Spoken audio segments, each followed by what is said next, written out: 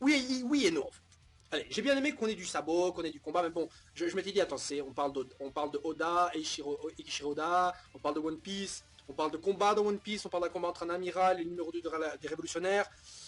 Je doute qu'on ait vraiment un combat, hein, parce que surtout que là, l'auteur il veut la faire à la Fairy Tail, genre le chapitre s'appelle genre machin contre machin, et en fin de compte, on a une ou deux cases où les deux vraiment se combattent, quoi. Ici, il y a vraiment rien du tout. On a juste une petite démonstration de force de sabot qui arrive à buter sans problème un vice-amiral. Mais bon, les vice-amiraux, pour l'instant, on n'a pas vraiment vu grand-chose. Je veux dire, on a vu Vergo, on a vu, bon, la Bastille s'est fait éclater. D'ailleurs, quelle ironie qu'un révolutionnaire éclate la gueule de Bastille. Hein?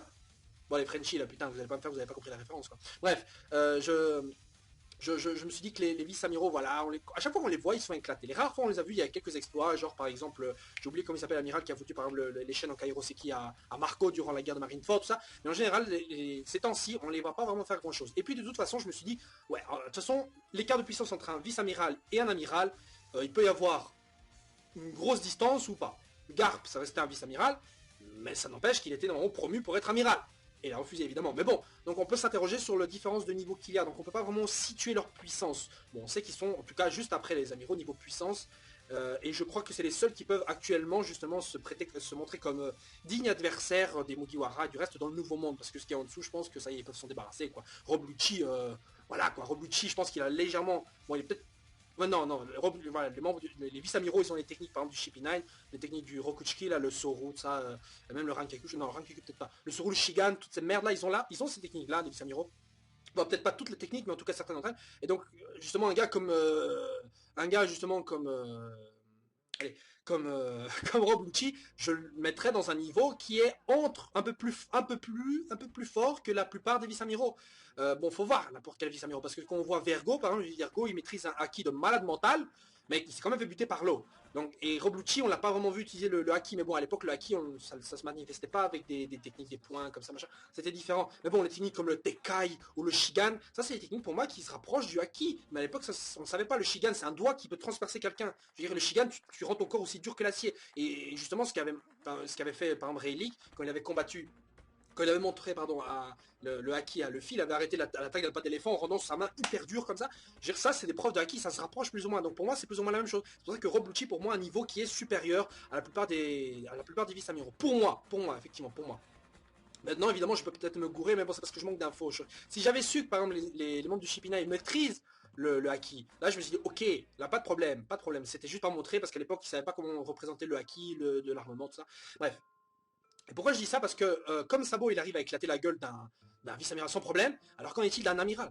Et là j'attendais voir ce chapitre-ci pour nous donner des infos, mais justement on a que dalle, on a que dalle. Le mec il donne juste un coup et c'est tout ce qu'il fait, alors que Fujitora il invoque des météores, voilà, le météore avec le dôme qui se fait éclater, le dôme qui visiblement est devenu d'ailleurs de plus en plus petit, donc qu'est-ce qui va se passer, quelle incidence ça, est-ce que c'est devenu plus faible ou c'est juste devient de plus en plus dangereux, mais on ne sait pas encore, j'en sais rien, on verra certainement ça par la suite.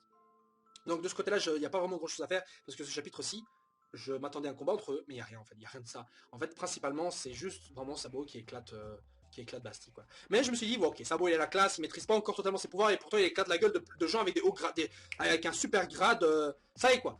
Sa pose, ça c'est, voilà, il a des serres qui sont capables d'éclater le crâne d'un humain, et seulement avec son haki, hein, pas avec le Logia du feu, juste avec le haki, il peut éclater le crâne d'un humain avec ses, voilà, il fait ça, pour faire les serres du dragon, il fait le dragon, il fait Natsu, là, le Dragon Slayer de feu, comme j'avais déjà dit, parce que là, il utilise des attaques, des noms d'attaques liés au dragon, parce que son maître s'appelait Dragon, Dragon, ok, voilà, c'est bien la référence, voilà, et là, je me suis dit, ok, il va faire le fou, là, c'est un malade mental, le Sabo, il a niveau, il va se faire Fujitora, et dommage, on n'a pas vraiment grand chose, et je doute qu'on aurait plus de trucs là, parce que là, c'est surtout, c'est surtout un chapitre qui sert à nous montrer que Fujitora il est occupé avec Sabo au point barre et on ne verra pas grand chose d'autre. Alors on a aussi une petite info intéressante, c'est que Sabo était justement, n'était pas à Marineford, mais était effectivement au courant de la mort de Ace, tout ça, mais bon ça on s'en doute, mais qu'est-ce qu'il faisait à ce moment-là? Et visiblement il était dans une base de révolutionnaires, et quand il a appris la mort de Ace, voilà quoi. C'est foutu. T'es mort, il était resté là, et depuis, il s'est dit non, cette fois-ci, plus jamais. Si Luffy a besoin de mon aide, j'irai, je laisserai plus jamais mes frères mourir. Et c'est une bonne chose, je pense que Luffy pense plus ou moins pareil, mais bon, Luffy c'est autre chose, Luffy c'est lui qui va dans le danger. C'est lui qui va vers le danger, et Sabo, je crois que c'est un révolutionnaire, il fait un peu gaffe à ce qu'il fait. Enfin, un peu plus gaffe, et je pense qu'il est un poil plus intelligent quand même que Luffy. Un poil, quand même. Alors le reste du chapitre s'inscrit sur la suite, la continuité des précédents en ce qui concerne Luffy et Law, c'est-à-dire que ceux-ci atteignent finalement le château, et comme j'avais prévu, pardon, il est vite fait rattrapé, enfin en même temps même pas, en fait il rattrape lui justement les autres pirates du Colisée qui sont toujours là à foutre le dawa et à foutre la merde et à avancer. Cavendish qui fait encore le beau gosse là. Bon, Cavendish, j'aimerais vraiment le voir le combat parce qu'il ouvre sa gueule, mais il faut rien quoi, cet enculé. Donc j'aimerais quand même qu'il nous montre un petit démonstration de force, peut-être se ramener pour aider Luffy. Parce que là actuellement, Luffy, il va dans un passage où il se trouve dans un cul-de-sac, avec l'eau, toujours avec les chaînes là, mais d'ailleurs, l'eau, il n'arrête pas de se plaindre cet enculé. Autant il a la classe, il avait la classe, pardon, la première fois qu'on l'avait vu. Autant là, il me casse les couilles à toujours se plaindre. Ouais, mais attends, il faut faire ceci, cela. Et à chaque fois, il remarque que Luffy, en fait, il a toujours tout prévu. Ouais, non, il faut retourner là pour chercher les clés de mes menottes. Ah non, mais j'ai pas envie, l'eau. Viens, on va là au 4e étage. Mais non, c'est pas un bon plan. Et dès qu'ils arrivent, ouais, en fait, on va vous envoyer les clés au 4e étage. C'est bien, vous êtes allés, c'est bien. Ah ouais, mais c'est un hasard, ça. Voilà, ça, je déteste ça. Il commence à me faire chier toujours vers. Non, je vais te tuer, Luffy. Si tu me libères, je vais te tuer. Ouais, bon, d'accord, en fait, t'as raison. Bon, voilà, mon passé. Le passé qu'on a toujours pas vu d'ailleurs. Bah, je veux dire, on s'attendait tous, au moment, là, il y a 2 semaines, on s'attendait tous à ce qu'on ait un chapitre avec des flashbacks. Parce que la dernière fois, c'était, il y a plusieurs semaines, c'était genre, il y a un mois, parce que c'était, oui, voilà, alors, on est terminé, je vais te, voilà, mon bienfaiteur était le vrai frère de Flamingo. Ouais, ok, la suite. Chapitre suivant, que dalle. Donc là, je veux vraiment un passé de l'eau ou le passé de Flamingo. Enfin, on se verra certainement ça lors du vrai combat, ce qui est dommage. Je préfère avoir un début de background quand même. Mais en fait, non, on devait se contenter de ça. Il y a le vrai frère de Flamingo, ok. Ok, alors quoi? C'est tout? C'est tout? Il y a rien d'autre? Bref, alors la fin du chapitre se termine avec Doflamingo qui bloque, qui fait un coup du sandwich, enfin qui baise en tout cas par derrière Luffy et Low, et j'ai eu cette petite sensation qui me disait non attends, j'ai pas l'impression que ce soit le vrai Doflamingo, enfin le mec il est arrivé là comme ça, tranquille, easy, facile, non à mon avis c'est encore une de ces doubles marionnettes là comme on l'a vu l'autre fois, et que là ils veulent sûrement évaluer peut-être la force, parce que Luffy va certainement combattre plusieurs fois Doflamingo, il a battu une fois cette comme Crocodile, il a combattu une fois Low, enfin pardon Doflamingo c'était pas terrible, là c'est une deuxième fois, peut-être qu'il va perdre encore une fois, il va se faire éclater, et Low va se faire capturer ou quoi, et la troisième fois Luffy va arriver, et là véritable baston, ils vont se bastonner tous les deux contre lui, voilà, c'est tout. Alors on se demande maintenant, ce que moi je me demande, enfin ce que vous peut-être vous demandez aussi, c'est qu'est-ce que fout le Shippy Zero? Qu'est-ce que fout le Shippy Zero Aegis machin?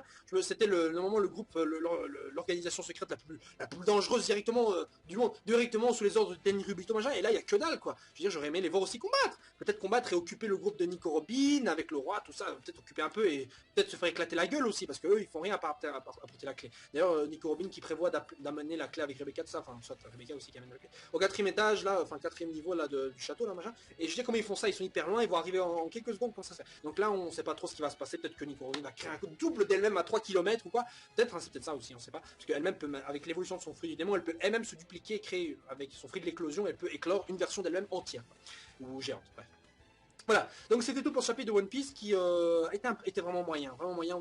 Je sais qu'il y a beaucoup de personnes dans cet arc-ci, je sais qu'il y a beaucoup de choses à gérer, je sais que c'est un moment où justement les choses doivent aller par avant et pas trop stagner.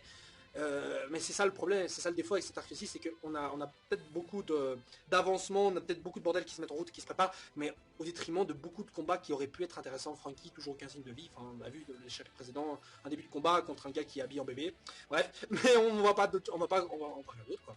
On voit juste des gens qui avancent, des petits échanges de coups de poing, 2-3 cases, basta, on s'enfuit. Parce que principalement cet arc-ci, ça a vraiment été, depuis la fin du Colisée, c'est vraiment 11 cases, on arrive ou on s'enfuit. Voilà. Et ça, j'aime pas trop. One Piece, c'est aussi des bons combats bien posés, épiques. Voilà, quoi. Depuis longtemps, on n'a pas eu ça.